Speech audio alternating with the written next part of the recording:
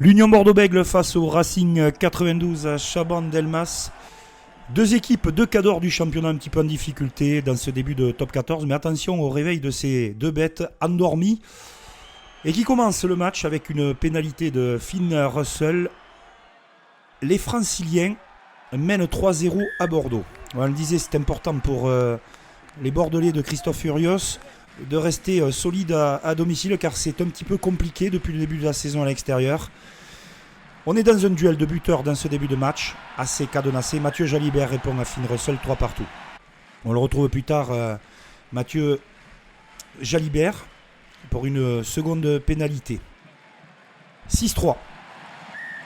En termes d'occupation et de possession dans ce début de match, c'est plutôt le Racing 92 qui tient ses promesses. Et face au poteau, Finn Russell donne un score logique de 6 partout. Même un peu plus en difficulté sur cette maîtrise en termes d'occupation et de possession. Les Bordelais vont encaisser 3 points de plus. C'est un match assez fermé. Enfin, l'Union Bordeaux-Bègles qui réagit avec Huberti et Lucu qui vont sonner la révolte. Le public pousse, très présent derrière son équipe. Ce match est très important pour les deux équipes.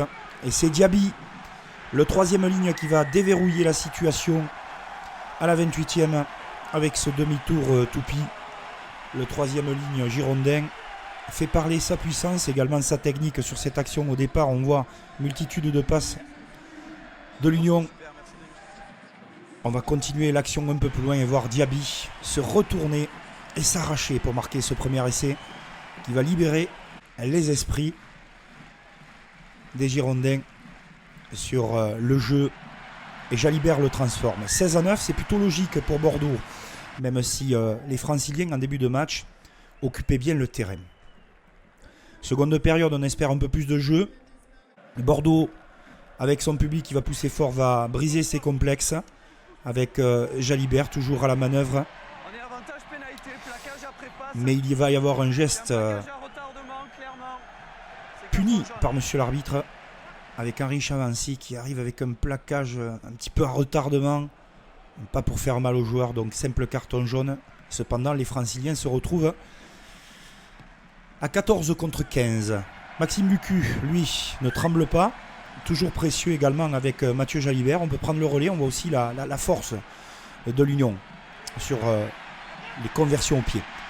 Tamboué qui va partir le long de l'aile et retrouver qui? Diaby qui colle au ballon, qui encore nous gratifie d'un demi-tour toupie en l'air. C'est assez spectaculaire, mais c'est surtout le joueur qui se présente, qui est disponible. La superbe passe de Lamotte, du talonneur. Et derrière Tamboué, on pense qu'il va y aller tout seul. Tamboué, on connaît ses qualités, on les a vus avec son doublé lors de son premier match. Et c'est Diaby qui lui marque un doublé. Regardez l'attitude de Tamboué. Voilà, le grand pont par-dessus, ça c'est pas mal.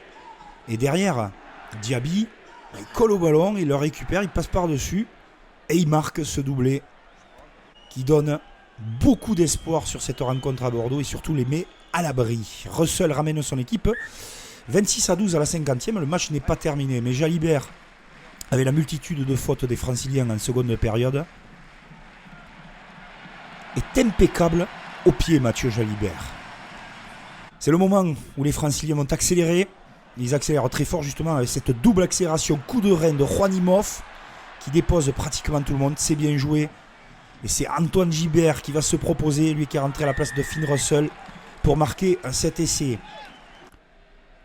Les Bordelais sont pris sur la vitesse d'exécution et le coup de rein terrible de Juanimov. Quelle élégance et quelle vitesse de la part de l'Argentin pour de suite retrouver Gibert qui se propose et qui résiste au plaquage des derniers défenseurs.